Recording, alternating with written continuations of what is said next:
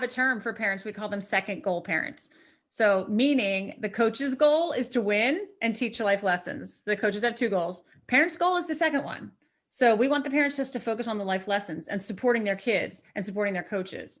So, all the tools that we talk about, having a mistake ritual, having your kids be able to flush something and put it behind them and get ready for the next play, focusing on what you can control.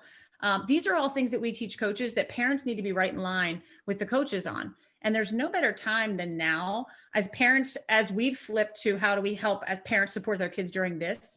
We've talked about all those touchy-feely words that everybody thought don't really matter, like empathy.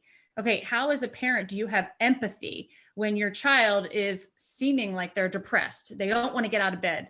They're tired. They're sick of it. Maybe they just say, I don't even want to play basketball anymore. I'm just done. And all of a sudden, as a parent, you're like, what's going on? You have to check yourself and say, do I want this more than my child does? Know your child, talk to them, validate those feelings. As Dr. Lehman said, it's normal. Yeah, you are suffering from some anxiety right now. We all are. It doesn't mean you have an anxiety disorder. Or yeah, it is depressing when you haven't been able to play with your friends in a year.